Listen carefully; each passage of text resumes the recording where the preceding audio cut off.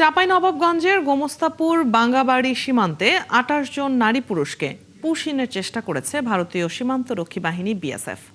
এলাকার লোকজন জানায় যাদের পুশিনের চেষ্টা করা হচ্ছিল তারা এখনও অবস্থান করছে সীমান্তের শূন্যরেখায়। এলাকার লোকজন আরও জানায়, বৃহস্পতিবার ভোরে ভারতীয় সীমান্তরক্ষী বিএসএফ এর আশরাফপুর ক্যাম্পের সদস্যরা ২৮ জন নারী পুরুষকে বাংলাদেশের শূন্যরেখায় ফেলে চলে যায়। পরে বিজিবির একটি টহল দল দ্রুত ঘটনাস্থলে পৌঁছে ভারতীয় সীমান্ত রেখা বরাবর নিরাপত্তা বাড়ায়। এদিকে বাঙ্গাবাড়ি ইউনিয়ন পরিষদের ভারপ্রাপ্ত চেয়ারম্যান সাদ্দাম হোসেন জানান, তিনি ভোর ৫টার দিকে ঘটনাস্থল পরিদর্শন করেছেন। ওই সময় বিজিবির কড়া নিরাপত্তা এবং টহল ছিল। তবে তিনি শূন্যরেখায় অবস্থান নেওয়া ওইসব নারী পুরুষের পাশে কোনো বিএসএফ সদস্যকে দেখতে পাননি। কয়েকদিনের টানা গরমে পুড়ছে সারা দেশ। বৃহস্পতিবার সর্বোচ্চ তাপমাত্রা ৩৮.৫ ডিগ্রি সেলসিয়াস রেকর্ড করা হয়েছে দিনাজপুরে। বাতাসে আর্দ্রতা বেশি থাকায় ভ্যাপসা গরম মানুষের দুর্ভোগ আরও বাড়িয়েছে। আবহাওয়া অধিদপ্তরের তথ্য বলছে, দেশের ৪৯ জেলায় বইছে তাপপ্রবাহ। তবে ইতিমধ্যে জামালপুর সহ কয়েক জেলায় বৃষ্টি শুরু হয়েছে। কোথাও কোথাও আকাশ মেঘলা রয়েছে। সহকর্মীদের পাঠানো তথ্য ও ছবিতে বিস্তারিত। বৃহস্পতিবার দেশের সর্বোচ্চ তাপমাত্রা বিরাজ করছে উত্তরাঞ্চলের জেলা দিনাজপুরে ৩৮.৫ ডিগ্রি সেলসিয়াস। জীবিকার তাগিদে গরম উপেক্ষা করেই কাজে বের হতে হচ্ছে খেটে খাওয়া মানুষগুলোকে। আমরা জেলা কাজ করে কর্মজীবী লোক, এগুলো আমাদের খেটে খাইতে অনেক কষ্ট হচ্ছে। আমরা যারা চুলার কাছে কাজ করতেছি, প্রচন্ড গরম সহ্য করতে পারতেছি না। রংপুরেও গরম বাতাস মনে হচ্ছে আগুনের হলকা। ভ্যাপসা গরমে অতিষ্ঠ জনজীবন। তবে সেখানে বৃষ্টির পূর্বাভাস দিয়েছে আবহাওয়া অফিস। অনেক গরমের কারণে এখান থেকে শরবত নিয়ে খাইলাম যাতে গরমটা থামে একটু। বাইরে কোনো বেড়াই যাইতেছে না, এরকম ওদের তাপ। এই যে ছায়ার মধ্যে একটু হাওয়া বাতাস দিয়ে খাওয়ার জন্য এইখানে বসে আছে। রাজশাহীতে বেলা বাড়ার সাথে সাথে অসহনীয় হয়ে উঠছে রোদের তাপ। ৩৬ থেকে ৩৭ ডিগ্রিতে থাকছে তাপমাত্রা। প্রয়োজনের তাগিদে যারা বের হচ্ছেন, কাজের ফাঁকে সুযোগ পেলে জিরিয়ে নিচ্ছেন গাছের ছায়ায়। জুনের শুরুতেই জয়পুরহাটে সকাল থেকেই গরমে অতিষ্ঠ হয়ে উঠছে জনজীবন। গরমের মধ্যেই বেড়ে যাওয়া লোডশেডিং বাড়িয়েছে ভোগান্তি। যশোরে দুপুর হতেই তীব্র রোদে রাস্তাঘাট ফাঁকা হয়ে যাচ্ছে। জরুরি প্রয়োজন ছাড়া অনেকেই ঘরের বাইরে বের হচ্ছেন না। জেলায় গত এক সপ্তাহ ধরে তাপমাত্রা ৩৫ থেকে ৩৮ ডিগ্রি সেলসিয়াসে ওঠানামা করছে। পটুয়াখালীতেও গরমের পাশাপাশি লোডশেডিংয়ে অতিষ্ঠ মানুষ। দুর্ভোগে পড়েছেন কর্মজীবী মানুষ। বেলা বাড়ার সাথে সাথে ফাঁকা হয়ে যাচ্ছে কুয়াকাটা সৈকত। এই গরমে মানুষ যে ফ্যানের বাতাসেও ঠান্ডা হচ্ছে না, তার ভিতরে আবার ঘন ঘন লোডশেডিং। তো এমনও হয় প্রায় ৩ ঘন্টা ৪ ঘন্টা ৬ ঘন্টাও কারেন্ট থাকে না। আর এদিনে আমাদের কোম্পানির লোক আছে, অনেকে ১২টার পর আর কাজ করতে পারে না, অতিরিক্ত গরমের, প্রচন্ড গরমের কারণে। গোপালগঞ্জের কাশিয়ানী উপজেলার উপর দিয়ে মৃদু তাপপ্রবাহ গত ৬ দিন থেকে বয়ে যাচ্ছে। গ্রামবাসী বলছে, রোদের তাপে ব্যাহত হচ্ছে স্বাভাবিক কাজ। পাবনাতেও প্রচণ্ড তাপপ্রবাহে জনজীবন নাভিশ্বাস। সেখানে তাপমাত্রার পারদ উঠেছে ৩৮ ডিগ্রিতে। শান্তা ইসলাম, ৭১। গরমে অসহনীয় অবস্থায় হাঁসফাঁস জনজীবন। উত্তরাঞ্চলের জেলা রংপুরে তাপমাত্রা ৩৭ থেকে ৩৮ ডিগ্রি সেলসিয়াসে ওঠানামা করছে। সেখানকার সবশেষ পরিস্থিতি জানাতে যুক্ত হচ্ছেন সহকর্মী শাহ বায়েজিদ আহমেদ। বায়েজিদ, কতদিন পর্যন্ত এই আবহাওয়া চলমান থাকবে, এ বিষয়ে কি বলছে আবহাওয়া অফিস?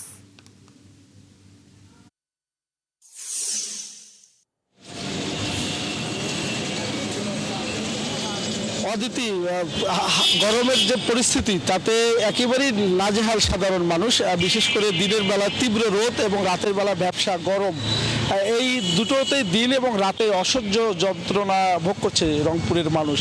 এবং এই যে তাপমাত্রা সেটি ওঠানামা করছে ৩৭ থেকে ৩৮ সেলসিয়াসে। গতকালকে সৈয়দপুরে ছিল ৩৮.৫ ডিগ্রি সেলসিয়াস। আজকে কিন্তু সর্বোচ্চ তাপমাত্রা রংপুর বিভাগে দিনাজপুরে ৩৮.৬ ডিগ্রি সেলসিয়াস, অর্থাৎ এই ৩৭ থেকে ৩৮ ডিগ্রি সেলসিয়াস তাপমাত্রা ওঠানামা করছে। এটি একেবারেই অসহনীয় এবং সাধারণ মানুষ, প্রান্তিক মানুষ, তারা কিন্তু অনেক কষ্ট ভোগ করছেন। আবহাওয়া অফিস বলছে 2-1 দিনের মধ্যে হালকা বৃষ্টি এবং মাঝারি বৃষ্টি হতে পারে এবং সেই সম্ভাবনা রয়েছে, কিন্তু যে পরিস্থিতি তাতে করে কিন্তু মানুষের অসহনীয় কষ্ট হচ্ছে। আমরা 2-1 জনের সাথে কথা বলে জানবো। এই যে আজকে রংপুরের যে তাপমাত্রা এবং দিনের বেলা যে রোদ এবং রাতের বেলাও ভ্যাপসা গরম, কি পরিমাণ কষ্ট হচ্ছে মানুষের? একে তো যে পরিমাণ রোদ, বাসা থেকে বাইর হওয়া যাচ্ছে না, তীব্র একে মনে হয় যে গা জ্বলে যাচ্ছে, এরকম একটা পরিস্থিতি। আর রাত্রেবেলা এক বিদ্যুৎ থাকে না, এ তো এক অসহ্য, এবং ছোট বাচ্চা এবং বয়স্কদেরকে নিয়ে বাসায় আমরা খুব দুর্ভোগ পোহাতে হচ্ছে এই গরমে।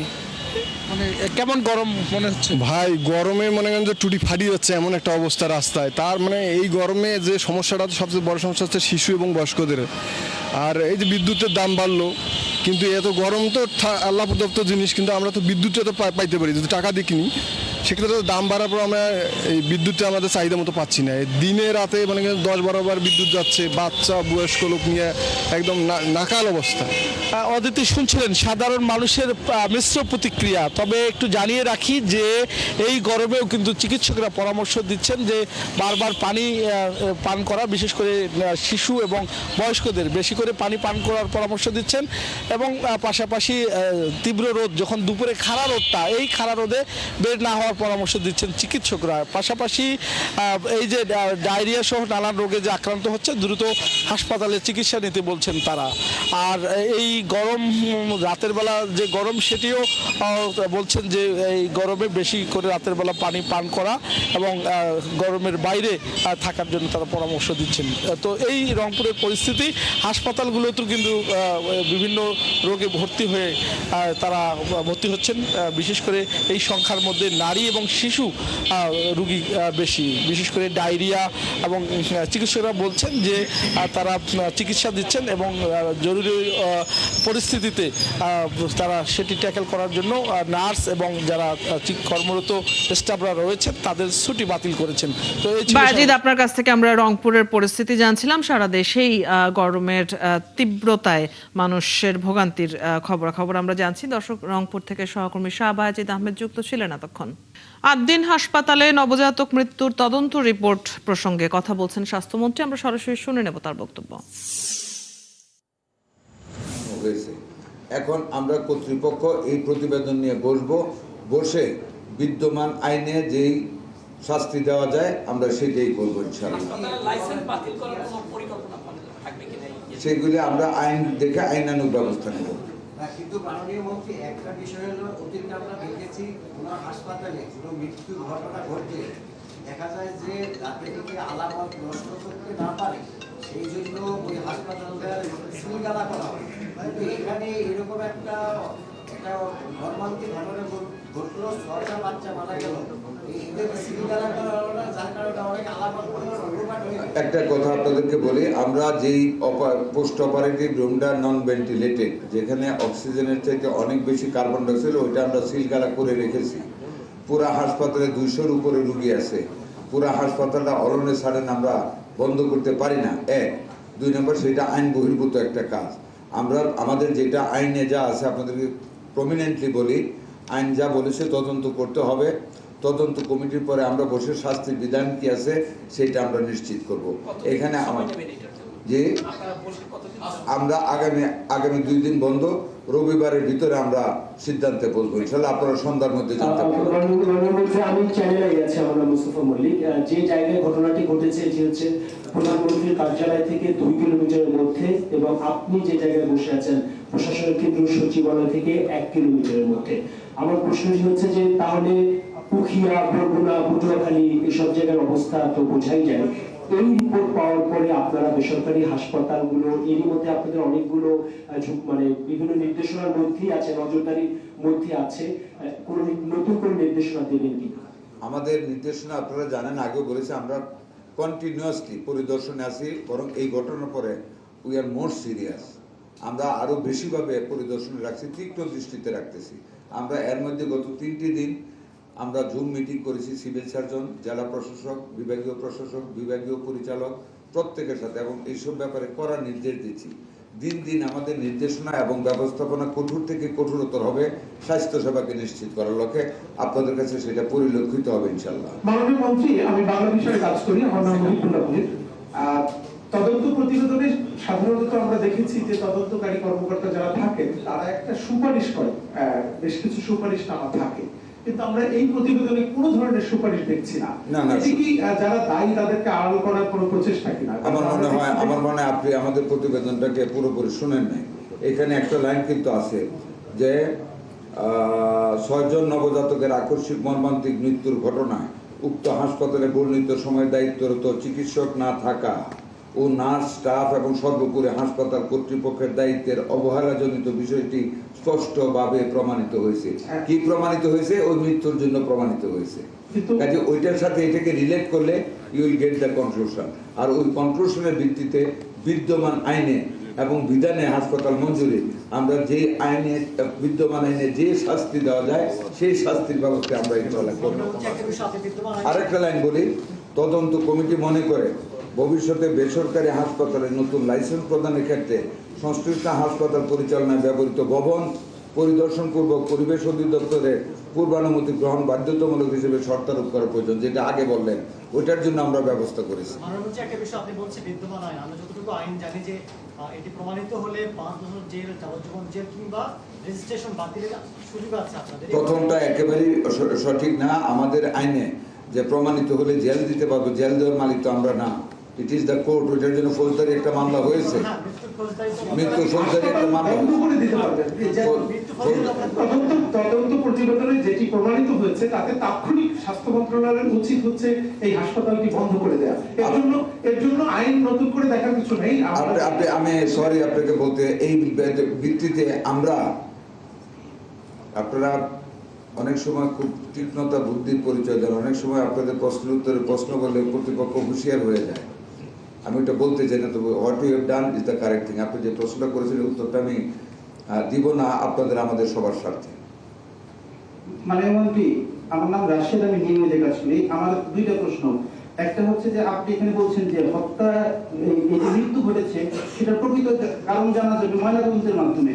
আপনি একসাথে 6 জন শিশু মারা গেছে, এটা কি শুধু প্রফেশনাল নেগলিজেন্স হিসেবে দেখছেন নাকি এটা ক্রিমিনাল অফেন্স হিসেবে দেখছেন? ক্রিমিনাল অফেন্স হিসেবে একটা মামলা হয়েছে, কিন্তু ময়নাতদন্ত ছাড়া এই ক্রিমিনাল অফেন্সের জাস্টিফিকেশন আপনি কিভাবে যাবেন? ময়নাতদন্ত না হলে বিবাদীরা একটা বেনিফিট পায়, কিন্তু এই ক্ষেত্রে এই নবজাতক শিশুদের মা যে আবেগঘন মুহূর্ত ছিল, সেই মুহূর্তে বহু চেষ্টা করে তাদের ময়নাতদন্তে নেওয়া যায় নাই, ছিনিয়ে নিয়ে গেছে, তারা দিবে না।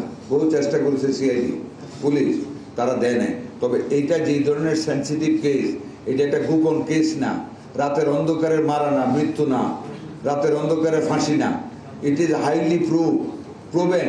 কাজে মাননীয় সম্মানিত আদালত অবশ্যই এটাকে কোনো বেনিফিট আসামিদেরকে দিবেন না, ওই মামলা আমাদের বিশ্বাস।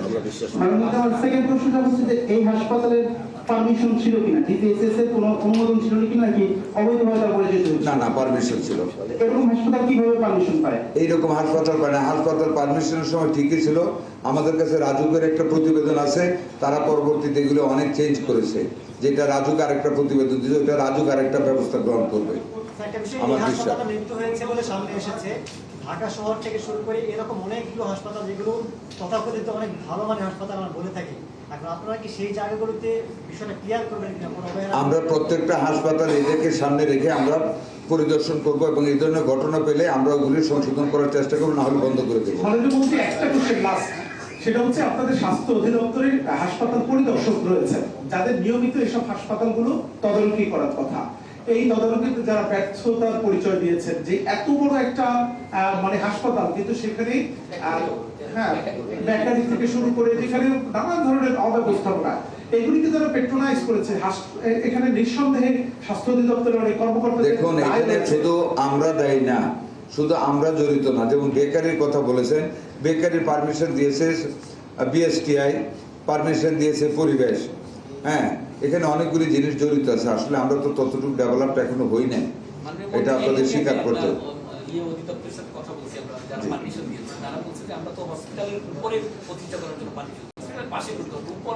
এটা যদি আপনাকে বলে থাকে আপনি পাল্টা প্রশ্ন করা উচিত ছিল তারা কোথায় করার জন্য কারখানাটা আপনাদের কাছে পারমিশন চেয়েছিল, ওনারা দেখেই পারমিশনটা দিয়েছে। একটা অ্যাড্রেস তো দেওয়া হয় না, বেকারি আমাদের কাছে তো এটা আসতে হয় না, আমরা তো জানি না, এটা তো আমাদের কাছে আসে না, এটা তো পরিবেশ এবং বিএসটি এর কাছে যায়। জি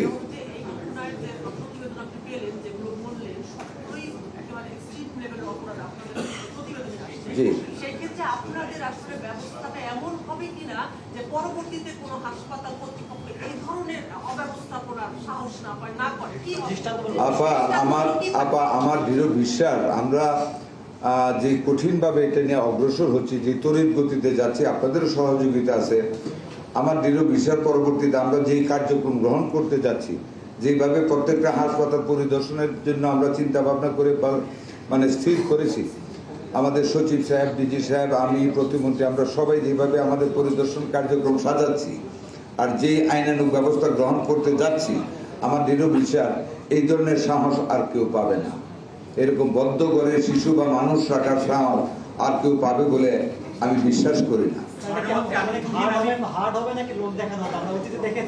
লোক দেখানো ডেফিনিশনটা আমি জানি না, আমার আইনে যতটুকু হার্ড আছে ততটুকু যাবো আমি। আর এটা মাফ করে দেওয়া যায় না। আজকে যে প্রসঙ্গ এটাতেই থাকেন, আমরা জানি আপনারা হাসপাতালে অনেক কাজ করছেন। আমরা গতকালকে একটা ঘটনা দেখছি সোনাদের হাসপাতালে, এখানে যে দায়িত্বরত পরিচালক আছে তাকে রুম থেকে একটি মধ্যে থাকেন না, এটা তো যেহেতু হাসপাতালে কনসার্ন না, এটা আজকের ব্যাপার না।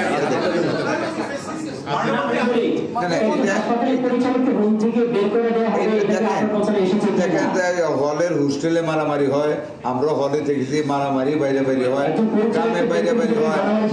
না, আমি ওইটা আমারটা শেষ করি, ইয়া হয়। এখন ওইখানে কি ঘটনা ঘটেছে, কি কারণে কি হয়েছে আমরা কিন্তু এখনো জানি না, বা আমাদের কাছে কেউ তদন্ত চায় নাই, বা তারা কেউ কমপ্লেন করে না, এই ব্যাপারে আমি জানি না। এটা ব্যাপারে একটু জানাবো।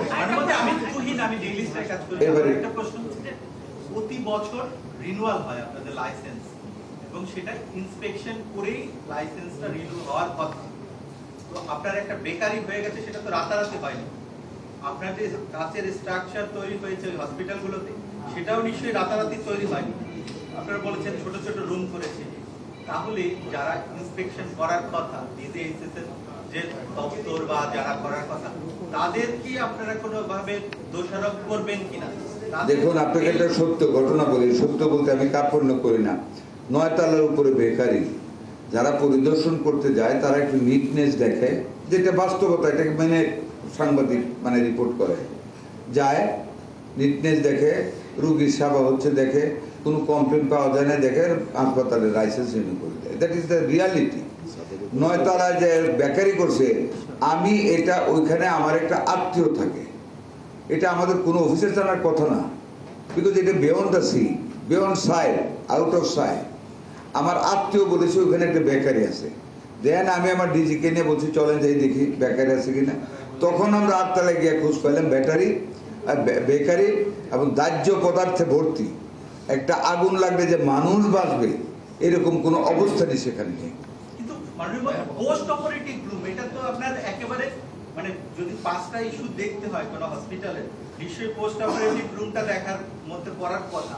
সেই জায়গাটা এভাবে যে কোনো ভেন্টিলেশন নাই, এভাবে চলছে, এটা কি তাদের দেখার মধ্যে পড়ার কথা? দেখুন, একটা post operative room, it was fully sealed, but it was covered by 2 ACs, that was enough. AC চলতো যদি, তাইলে কিন্তু অক্সিজেনের অভাব ঘটতো না, কারণ ইনফ্লো অ্যান্ড আউটফ্লো হতো, অক্সিজেনের অভাব ঘটতো না। যেই মুহূর্তে এসিটা, এটা তো একদিন না, প্রতিদিনই তাদের এতগুলি লোক থাকে, কাজে কোনোদিন কিন্তু মৃত্যু হয় না। ওই দিন মৃত্যু হয়েছে ডিউ টু দ্য রিজন যে অক্সিজেনটা বন্ধ ছিল। এক পেশে মানুষ শ্বাস ছেড়েছে, অক্সিজেন বিল্ড আপ করে, কার্বন ডাইঅক্সাইড বিল্ড আপ করেছে, অক্সিজেন লো লাইনে LDL HDL এর মতো লো হয়েছে। কাজে এটা কিন্তু পরিদর্শন কমিটি, এসি যে বন্ধ থাকবে এটা তো চিন্তা করতে পারে নাই আমার পরিদর্শন কমিটি যে এসি বন্ধ থাকবে আর লোক মারা যাবে। মানে উইথ এসি এটা কি স্ট্রাকচার ঠিক আছে? With AC it is fine, কারণ অক্সিজেন তো হচ্ছে, এসি বন্ধ থাকলে তাদের উচিত ছিল শিফট করে ফেলা সবাইকে, ওইখানে অবহেলাটা। ডিউটি ডাক্তার ছিল, মানুষ যে ধারণ ক্ষমতা তার চেয়ে কয়েকগুণ বেশি মানুষ অনেক বেশি ছিল, অনেক বেশি। এই জন্যই তো কার্বন ডাইঅক্সাইড বৃদ্ধি পেয়েছে। মাননীয় মন্ত্রী, আমি তবিবুর সমকালে আছি। হাসপাতাল কর্তৃপক্ষ কিন্তু বলছে, this will be the last question, আমি মাফ চাই বললাম। হাসপাতাল কর্তৃপক্ষ বারবারই বলছে তারা এই এসি বন্ধের ঘটনা বারবারই ঘটে, কিন্তু এইটা কি? 8 দিন হাসপাতালে 6 শিশুর মৃত্যুর তদন্ত রিপোর্ট নিয়ে কথা বলছেন স্বাস্থ্যমন্ত্রী। আমরা এতক্ষণ সরাসরি সচিবালয় থেকে শুনছিলাম তার বক্তব্য। টানা 5 দিনের তীব্র তাপদাহের পর অবশেষে জামালপুরে স্বস্তির বৃষ্টি হয়েছে। বৃহস্পতিবার দুপুরে জেলার বিভিন্ন এলাকায় বৃষ্টি শুরু হলে জনমনে স্বস্তি ফিরে আসে। এর আগে তীব্র তাপদাহে জামালপুরে হিটস্ট্রোকে 4 জন মারা গেছেন। গেল কদিন ধরেই জামালপুরে তাপমাত্রা বাড়তে থাকে, প্রচণ্ড গরম ও তাপদাহে জনজীবন বিপর্যস্ত হয়ে পড়ে। অবশেষে বৃষ্টিতে তাপদাহে অতিষ্ঠ মানুষের জীবনে কিছুটা স্বস্তি ফিরেছে, প্রাণ ফিরেছে প্রকৃতিতেও। 5 দিনের তীব্র গরমে আমরা অতিষ্ঠ হয়ে গিয়েছিলাম। অবশেষে বৃষ্টি কিছুটা আমাদের প্রাণ ফিরিয়ে দিয়েছে। গরমের জন্য কাজকাম ঠিকমতো করতে পারতেছি না, ঠিকমতো ঘুমাতে পারতেছি না, রাত্রে কারেন্ট থাকে না, যার জন্য আমাদের সারা জায়গায় থাকতে হয়। আজকের এই বৃষ্টিতে আমরা এই অঞ্চলবাসী, জামালপুরবাসী স্বস্তি বুঝতেছি। নোয়াখালীর সুবর্ণচরে মেঘনা নদীর ভাঙনে বিলীন হচ্ছে জনপদ। ভিটেমাটি, শিক্ষা প্রতিষ্ঠান, হাট বাজার সহ বিভিন্ন স্থাপনা এখন নদীগর্ভে। ভুক্তভোগীদের অভিযোগ, বারবার আশ্বাস দিয়েও ভাঙন রোধে কেউ কার্যকর উদ্যোগ নেয়নি। বর্ষার আগে কোনো পদক্ষেপ না নিলে শেষ সম্বলও হারানোর আশঙ্কায় অনেক পরিবার। মিজানুর রহমানের তথ্য ও জয় ভূঁইয়ার ছবিতে প্রতিবেদন। নোয়াখালীর সুবর্ণচরের কাটাখালী ঘাটের বাসিন্দা ষাটোর্ধ্ব লোকমান হোসেন। মেঘনা নদীর পাড়ি ছিল তার বসত ভিটা। 4 বছর আগে ভাঙনে হারিয়েছেন সবকিছু, কিন্তু এখনো নদীর দিকে তাকিয়ে ভাবেন সেই বাড়ির কথা। সৈয়দপুর মাদ্রাসা আছিল, স্কুল আছে, বাজার আছিল, হিয়ার পরে হিয়ার দইনে বসার বাজার আছিল, এটি সব ভাঙ্গি চুরি সব এমনি চলে এসেছে। নোয়াখালীর সবখানেই এখন চলছে নদীর ভাঙা গড়ার খেলা। শত শত বসত বাড়ি, স্কুল, মাদ্রাসা, বাজারগুলো ভাঙনে বিলীন হচ্ছে। তীব্র ভাঙনে সুবর্ণচর উপজেলার অন্তত 10টি এলাকা নদীতে বিলীন হয়েছে, যে গ্রামগুলোর কোনো চিহ্নই এখন নেই। 3 থেকে 4 বার নদী ভাঙনের শিকার মানুষগুলো সামনের বর্ষা নিয়ে আতঙ্কে দিন পার করছেন। ভাঙন রোধের দাবি জানিয়ে মানববন্ধন সহ নানা কর্মসূচি পালন করছেন তারা। যাবার কোনো বাসস্থান নাই, এখন সরকারের কাছে আকুল আবেদন, এখন যেভাবে এটার একটা ব্যবস্থা নেওয়া উচিত। এটা শুধু জিও ব্যাগ না, এটা স্থায়ীভাবে ভলক দিয়ে এখন টিকসই বাঁধের মাধ্যমে যদি সরকার আমাদের এই প্রকল্পকে মানে বাদ করে দেয়। নদী ব্যাংকতে একবারও অসহায় হয়ে গেছে, তাদের বর্তমানে কোনো অবস্থান নাই। বেড়ির সাইডে, রাস্তার সাইডে অনেকজন গদুয়ার করি আছে। একবার ভাঙছে, ভাঙ্গি অন আবার মানে এই যে এই জায়গার ভিতরে রয়েছি, এখন মনে করেন আবার ভাঙ্গি যাই বুড়ি, কোথায় যাবো কোথায় থাকুম, শুধু ওই টেনশনটা করতে আছি। প্রধানমন্ত্রীর নির্দেশে গত 17 মে ভাঙন কবলিত স্থান পরিদর্শন করেছেন পানি সম্পদ মন্ত্রী শহীদ উদ্দিন চৌধুরী অ্যানি ও বিএনপি ভাইস চেয়ারম্যান মোহাম্মদ শাহজাহান। এই সময় তারা বর্ষার আগে মেঘনা নদীর ভাঙন রোধে জিও ব্যাগ ফেলা সহ স্থায়ী ব্যবস্থা নেওয়ার আশ্বাস দেন। আগামী বর্ষা থেকে এলাকাকে রক্ষা করতে হবে, সেই ব্যবস্থা গ্রহণ করতে হবে। জরুরিভাবে সেই ব্যবস্থা গ্রহণ করার পর তারপরে স্টাডি করে দেখবে কি ব্লক করলে কি থাকবে, নাকি কি করতে হবে, যাই করা দরকার তাই করা হবে। যেখানে যেটা খুব বেশি অতীব প্রয়োজন এই মুহূর্তে, সেখানে আমরা পার্মানেন্ট ওয়ার্ক হিসাবে আমরা কিছু ভাঙন প্রতিরোধের ব্যবস্থা গ্রহণ করব। আমরা সেই অনুযায়ী স্টাডি রিপোর্ট কমপ্লিট হওয়ার পর চেষ্টা করব আগামী অর্থ বছরেই এই কাজগুলোকে সমাপ্ত করার জন্য। নদী ভাঙন এলাকার মানুষ সরকারের কাছে আর প্রতিশ্রুতি নয়, স্থায়ী সমাধান চান। শান্তা ইসলাম, 71। স্বাস্থ্য ও পরিবার কল্যাণ মন্ত্রণালয়ের প্রকাশিত নোটিশ প্রত্যাহার সহ 6 দফা দাবিতে মানববন্ধন করেছে চট্টগ্রামের ইস্টার্ন ডক্টরস অ্যাসোসিয়েশন। দাবি না মানলে শনিবার থেকে অনির্দিষ্টকালের কর্মবিরতি ও একাডেমিক শাটডাউনের ঘোষণা দেওয়া হয়। সকালে চট্টগ্রাম মেডিকেল কলেজ হাসপাতালের প্রধান ফটকের সামনে মানববন্ধন ও বিক্ষোভ কর্মসূচি থেকে এই ঘোষণা দেওয়া হয়। মানববন্ধনে ইন্টার্ন চিকিৎসকরা জানান, বিতর্কিত নোটিশের কারণে শিক্ষা ও ইন্টার্ন চিকিৎসকদের স্বার্থ ক্ষতিগ্রস্ত হবে। পরে বিসিএস পরীক্ষায় প্রবেশের বয়সসীমা 34 বছর করার দাবিও জানানো হয়। বিক্ষোভ শেষে চট্টগ্রাম মেডিকেল কলেজ হাসপাতালের পরিচালককে স্মারকলিপি দেন আন্দোলনকারীরা। এদিকে 7 দফা দাবিতে আন্দোলনে নেমেছে সাতক্ষীরা মেডিকেল কলেজ হাসপাতালের ইন্টার্ন ডক্টরস অ্যাসোসিয়েশন। বৃহস্পতিবার দুপুরে হাসপাতালটির সামনে বিক্ষোভ সমাবেশ করেন চিকিৎসকরা। এ সময় বক্তারা বলেন, স্বাস্থ্য ও পরিবার কল্যাণ মন্ত্রণালয়ের সিদ্ধান্ত অনুযায়ী FCPS প্রশিক্ষণরত চিকিৎসকদের বেতন বৈষম্য এবং 2 বছর উপজেলা পর্যায়ে পোস্টিংয়ের প্রস্তাব চিকিৎসকদের প্রশিক্ষণ ও কর্মজীবনে নেতিবাচক প্রভাব ফেলতে পারে। বলেন, চিকিৎসকদের পেশাগত উন্নয়ন ও নিরাপদ কর্মপরিবেশ নিশ্চিত করতে দ্রুত কার্যকর পদক্ষেপ নেওয়া প্রয়োজন। আগামী শনিবারের মধ্যে দাবি বাস্তবায়নে উদ্যোগ না নিলে বৃহত্তর কর্মসূচির কথা বলেন চিকিৎসকরা।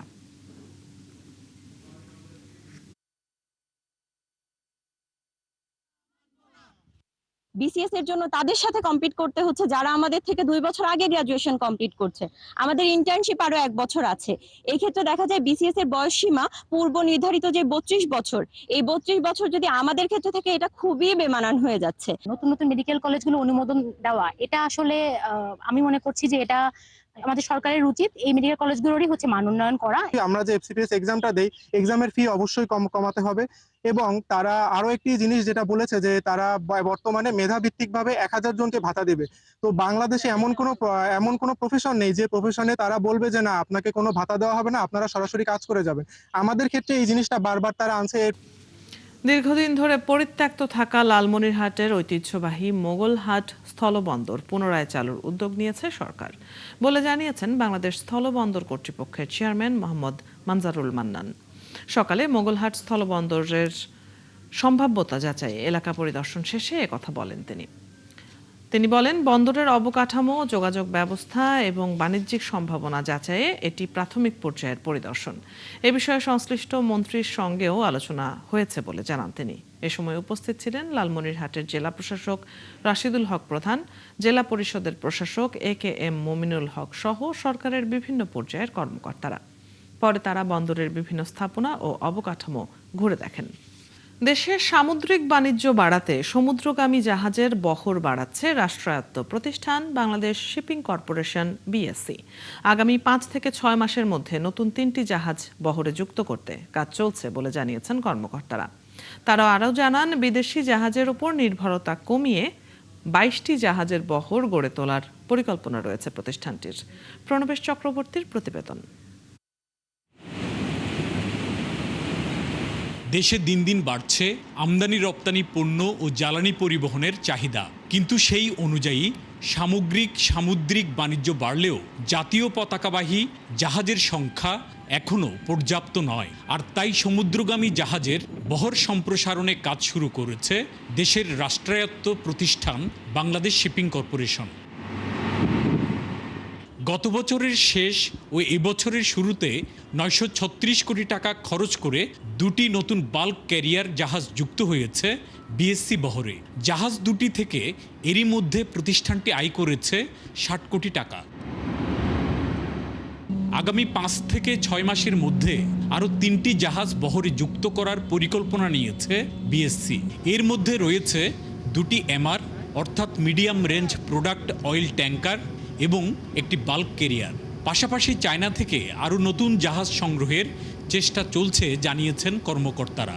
MR ট্যাঙ্কার হচ্ছে আমরা লিখেছি 44,000 থেকে 55,000-এর মধ্যে। এটা basically only product oil carry করবে, এটা হচ্ছে কেমিক্যাল ক্যারি করবে না। এটা হচ্ছে এই সাইজটার খুব ডিমান্ড মার্কেটে এখন আছে। আমরা তো স্টাডি করে বের করেছি যে কোনটা মার্কেটে এমপ্লয় করলে মোর প্রফিটেবল হবে। BSCর ব্যবস্থাপনা পরিচালক মাহমুদুল মালেক জানান, AID ফান্ডিংয়ের আওতায় কন্টেইনার জাহাজ সংগ্রহেরও পরিকল্পনা রয়েছে সংস্থাটির। 2টা MR ট্যাঙ্কার যদি পিওর আপনার রিফাইন্ড প্রোডাক্ট ক্যারি করতে পারবে এরা, দ্যাট ইজ হচ্ছে প্রোডাক্ট অয়েল ট্যাঙ্কার যেহেতু, তো সুতরাং হচ্ছে আপনার এই দুইটা ওই পারপাসে ব্যয় করলে আমাদের যথেষ্ট বৈদেশিক মুদ্রা সাশ্রয় হবে। বর্তমানে দেশের আমদানি রপ্তানি তথা মোট সামুদ্রিক বাণিজ্যের 11 থেকে 13% সংঘটিত হয় দেশের পতাকাবাহী ক্যারিয়ার বা জাহাজের মাধ্যমে। এ সংখ্যা বাড়লে বৈদেশিক মুদ্রার সাশ্রয় হবে বলছেন সমুদ্র পরিবহন বিশেষজ্ঞরা।